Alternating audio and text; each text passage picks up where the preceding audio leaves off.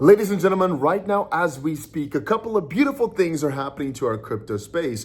Bitcoin just now touched back above 85,000 and a lot of altcoins are doing very well. An interesting part is, like I stated in a crypto update video a few days ago, if you are selling here, you're basically expecting that Trump coming in and stating things about a reserve, Russia coming in and saying, hey, we're actually using Bitcoin and stable coins to circumvent some sanctions. All that means nothing in the grand scheme of things, and we're still going to zero. And the reason I'm saying that is because right now, all I'm thinking of is, should I go like almost all in or kind of slow it down because we might have a little bit more room to go down?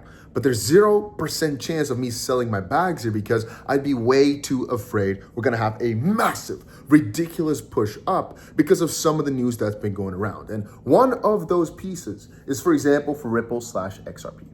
If you've been keeping yourself in the loop, you probably already know this, but one of the pretty big things that's been happening recently is that Ripple got themselves yet another license over in the UAE, making them accessible to that entire market. And actually, that's what's happening to a lot of crypto companies right now. They're opening up more licenses in more jurisdictions. And I can always say that, right? Because theoretically speaking, all these crypto companies keep on expanding. But right now, as we speak, for example, Abu Dhabi, I believe it was Abu Dhabi, one of Abu Dhabi's funds, just invested $2 billion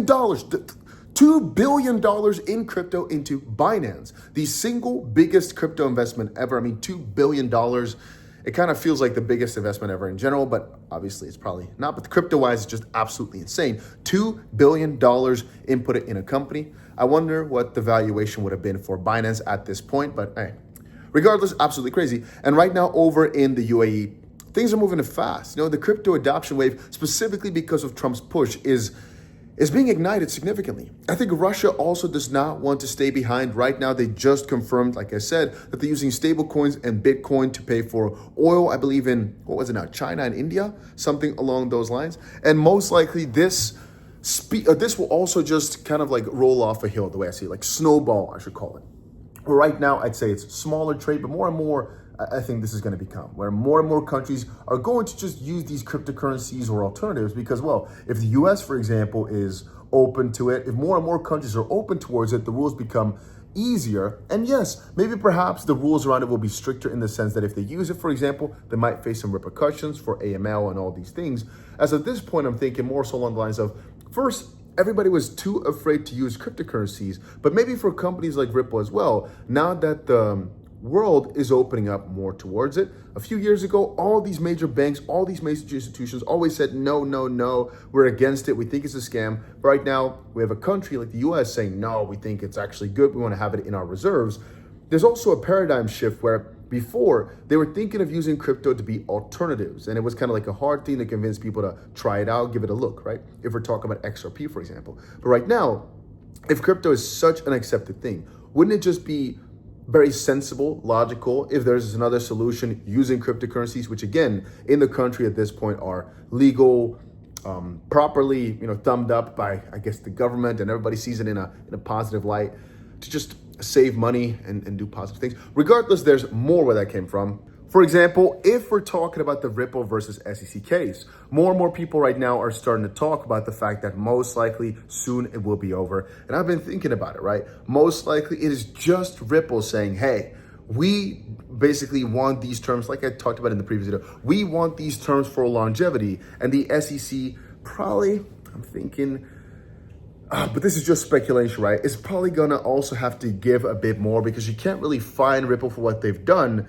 in the past, really, when a lot of other companies got away scotch-free, and also, indeed, at the time, the rules were not that known, and now they are. There was also another filing for an XRP ETF, I believe by Franklin Templeton. So, again, we're also seeing a very, very radical shift in that field where all these issues of ETFs right now are just going for a lot of these US-based companies. We've seen a lot more Solana filings. We've seen a lot more XRP filings, most likely because since Trump mentioned it, there's just such a high probability that they're right now they're being acknowledged, right? But there's such a high probability that they'll eventually be approved. It might take some time, but eventually it will happen. So all these issues want to be first because the initial wave of money is always the greatest. And so they're all trying to get there.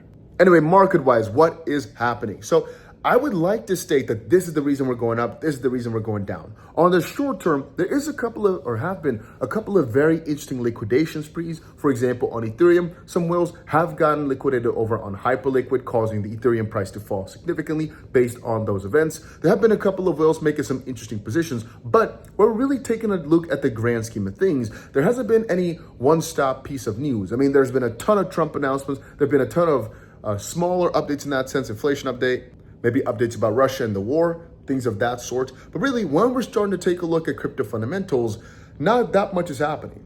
I mean, in terms of Bitcoin strategic reserve, sure, there have been small updates, but the general line is still the same. And I think that's a very important part to realize, that fundamentally, from what has been said over the past couple of weeks, it's harder to make breakthroughs right now, to see new crazy headlines of sorts. One of the last ones was the White House summit. But really, when you start thinking about how big a deal that was, it's a 10 of the 10. And to get another 10 of the 10 right now in terms of importance on the scale, it's quite hard. And also in terms of breakthroughs. What can we really get? What can they really say that's going to outdo what we have gotten in terms of messages recently here? If they're saying more about a reserve, well, we already kind of peaked when they said they're gonna look into a reserve. That was basically the peak. And afterwards they said, hey, we might add these altcoins. And afterwards they again basically confirmed about writing it down.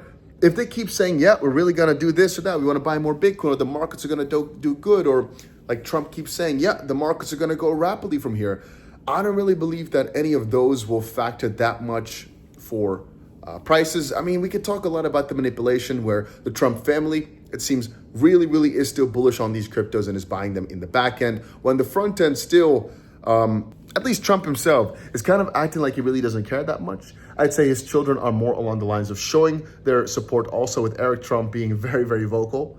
But recently, even from that field, it just is interesting how many people are noting that World Liberty Finance is in such crazy losses, and that the Trump guys, oh, they're not necessarily doing that amazing with their crypto investments, but they keep stacking. Probably they also know what's coming up. And if I think about it, right, let's just say we do see this strategic reserve over the next few months.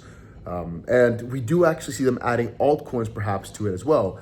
If you just would have told me this some months or maybe some years ago, the amount of faith I'd have this industry will not go to zero is so crazy that I'd probably go all in, sell my house, sell my wife, sell everything just to buy more.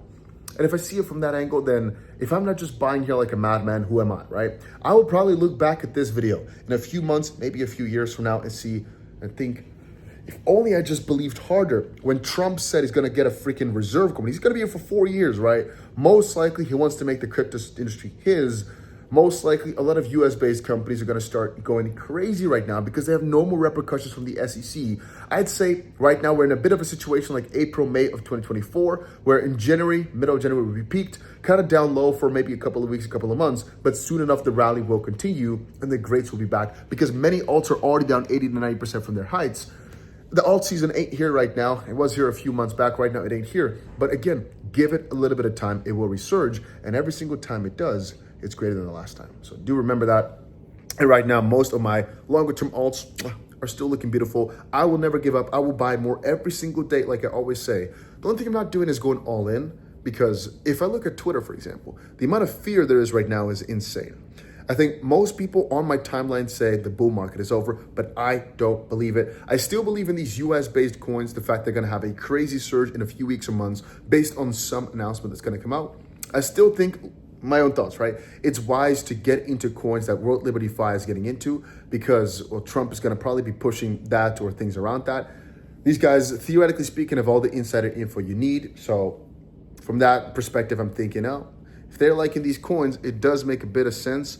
Then again, they're probably working out deals also with those companies, so take that with a grain of salt. I do believe they, you have to take that into consideration. If they get a good deal, perhaps that means... But anyway, I just wanted to say the market, as at this point, looking good, looking bullish. We're pumping, doing well, but this ain't nothing yet for what we're about to see. Give it a bit of time, though. Don't get impatient, but I personally believe great things are coming. And all I'm doing is waiting patiently on my ass, not doing anything recklessly, buying more, because we know where we're headed eventually. We know that these prices are nothing for what we're eventually going to see, and that's all I care about. The eventual price, most likely in a few weeks, a few months. We've said it before, end of 2025, maybe August 2025, January 2026 will probably beat where the peak is at. So all we have to do is just sit on our ass, wait a bit for it, and buy more. And that's about it. Not financial advice, my thoughts.